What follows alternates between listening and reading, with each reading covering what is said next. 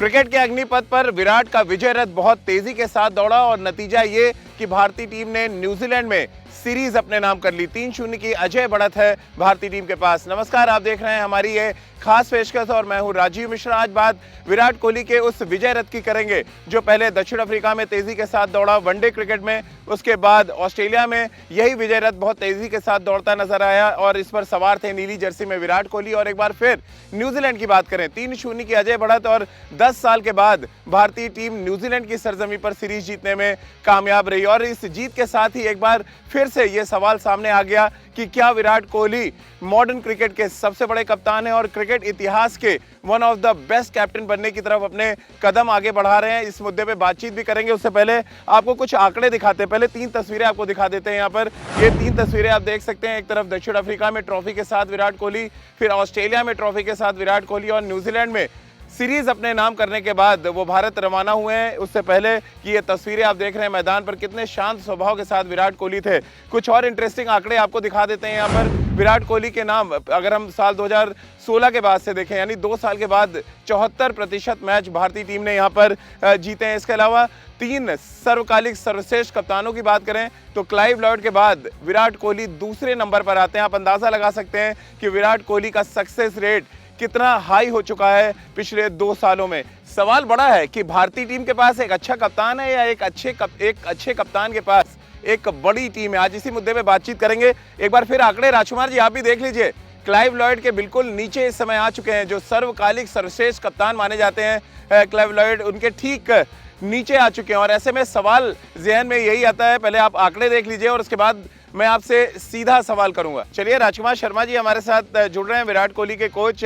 बहुत खुश होंगे राजकुमार जी, एक तो न्यूजीलैंड में सीरीज, ऑस्ट्रेलिया के बाद बैक टू बैक सीरीज जीतना।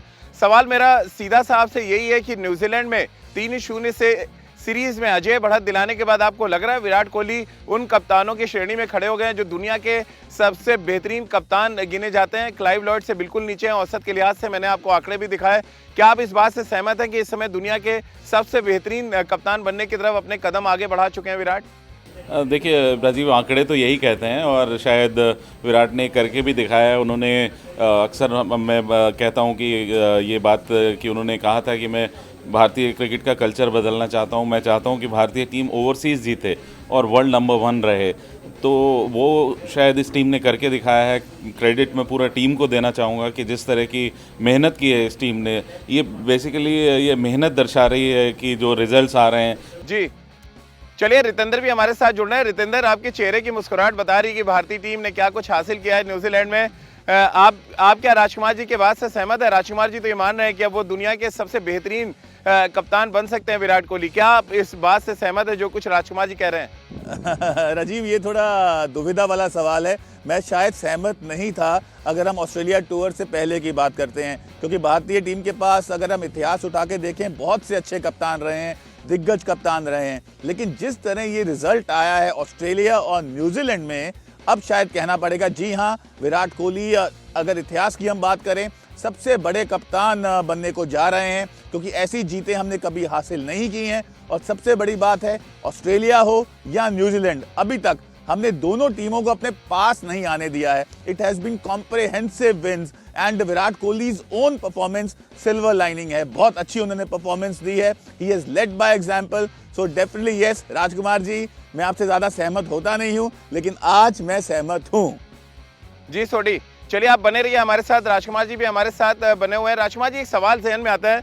मैं इस क्रिकेट के मैदान पे हूं और यहाँ पर जीत हासिल करना है किसी भी टीम के खिलाफ सुकून देता है। आपको लग रहा है ये सुकून विराट कोहली ने भी हासिल किया न्यूजीलैंड में 3-0 की अजय बढ़त, और बतौर कप्तान बहुत राहत के साथ वो न्यूजीलैंड से रवाना होंगे अपने देश के लिए? बिल्कुल राजीव, मुझे लगता था कि शायद इंग्लैंड के बाद न्यूजीलैंड सबसे टफ अपोजिशन है वनडे क्रिकेट में, और उनकी सरजमी पे तो और ज़्यादा मुश्किल हो जाता है क्योंकि बेहतरीन वनडे की टीम है न्यूजीलैंड। लेकिन जिस तरह की क्रिकेट इंडियन टीम ने खेली है वो बहुत तारीफ़ के काबिल है। उसमें भले हमारे फास्ट बॉलर्स को देख लें या स्पिनर्स को या बल्लेबाजों को, सब ने अपना किरदार निभाया है और बखूबी निभाया है। मैं कहूँगा कि जिस तरह का सबका कंट्रीब्यूशन रहा है वो बहुत ही लाजवाब रहा है। भले ही वो महेंद्र सिंह धोनी है मैं सारे सपोर्ट स्टाफ को, कोच को बहुत बहुत मुबारकबाद देना चाहूँगा कि उन्होंने एक ऐसा कल्चर बिल्ड कर दिया है टीम में कि अब सब जीतने के लिए खेलते हैं, बहुत पॉजिटिव और एग्रेसिव क्रिकेट खेलते हैं। चलिए राजकुमार जी, आप बने रहिए हमारे साथ, रितेंद्र भी हमारे साथ बने हुए। कुछ और इंटरेस्टिंग आंकड़े दिखाते हैं कि विराट कोहली को आखिर मॉडर्न क्रिकेट का सबसे बड़ा कप्तान क्यों माना जा रहा है, क्यों इस तरह से देखा जा रहा है कि एक दिन वो सौरव गांगुली और महेंद्र सिंह धोनी से भी आगे खड़े हो सकते हैं, बशर्ते वो वर्ल्ड कप में अपनी टीम को जिताने का मादा रखते हो। ऐसे में कुछ बड़े इंटरेस्टिंग आंकड़े हैं, खासतौर से जब से विराट कोहली कप्तान बने हैं। कुछ चुनिंदा देश है जिनके खिलाफ उन्होंने बड़ी जीत हासिल की है वनडे क्रिकेट में, वो चाहे दक्षिण अफ्रीका के खिलाफ उन्हीं के घर पे जाके उनको हराने की बात हो, ऑस्ट्रेलिया को उसी के घर पे हराने की बात हो, या अब न्यूजीलैंड के खिलाफ 3-0 की अजय बढ़त की बात हो। और ऐसे में ये जो आंकड़े हैं और जो परसेंटेज है जीतने का, ये बताता है कि विराट कोहली इस समय मॉडर्न क्रिकेट के सबसे बड़े कप्तान क्यों माने जा रहे हैं। इसी वजह से आईसीसी अवार्ड्स में आईसीसी के जो टेस्ट टीम है उसके भी वो कैप्टन चुने गए और आईसीसी के वनडे टीम के भी विराट कोहली कैप्टन चुने गए हैं। रितेंद्र, आपने बड़े इंटरेस्टिंग आंकड़े देखे जो हमने दिखाए।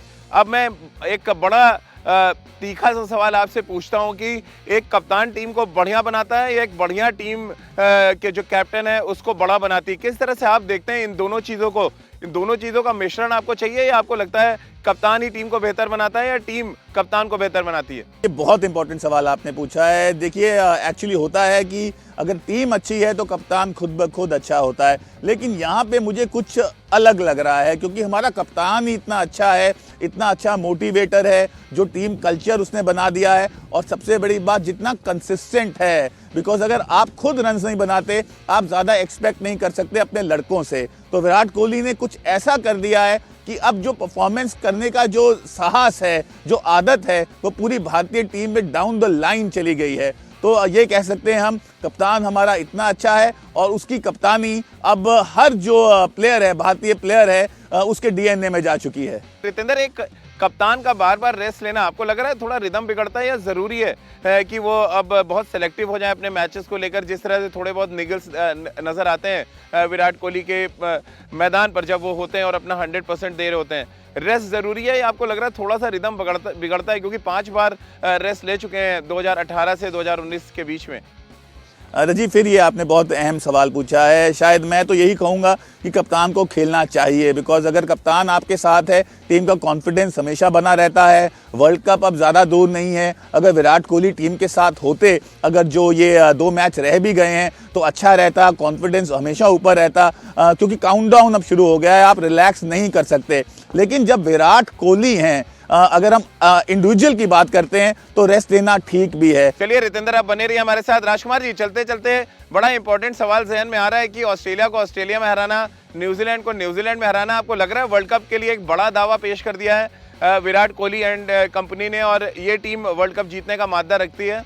निश्चित तौर पर सारी टीमें राजीव अब भारत की तरफ देख रही होंगी कि इस टीम को कैसे हराया जाए, क्योंकि बहुत एक परिपक्व टीम लग रही है। हर तरफ से, हर एंगल से हमने कवर कर लिया है। जो 1-2 बीच में कमियां थी कि शायद मिडिल ऑर्डर सेटल नहीं होगा, अब वो भी काफ़ी सेटल नज़र आ रहा है धोनी के ऊपर आ जाने से, या जिस तरह की बल्लेबाजी रायडू और दिनेश कार्तिक ने आज की है, हार्दिक पांड्या की वापसी, तो ये कुल मिला के एक बहुत ही स्ट्रॉन्ग टीम नज़र आ रही है और सारी टीमों की नींदें उड़ी होंगी ये देखकर कि इस टीम को हम कैसे हराएंगे। चलिए रितेंद्र, बहुत बहुत शुक्रिया आपका, और राजकुमार जी आपका भी बहुत बहुत शुक्रिया हमारे साथ जुड़ने के लिए। तो चलिए, हमारी इस खास पेशकश में फिलहाल इतना ही। एक छोटे से ब्रेक के लिए यहाँ पर रुक रहे हैं, तुरंत हाजिर होते हैं।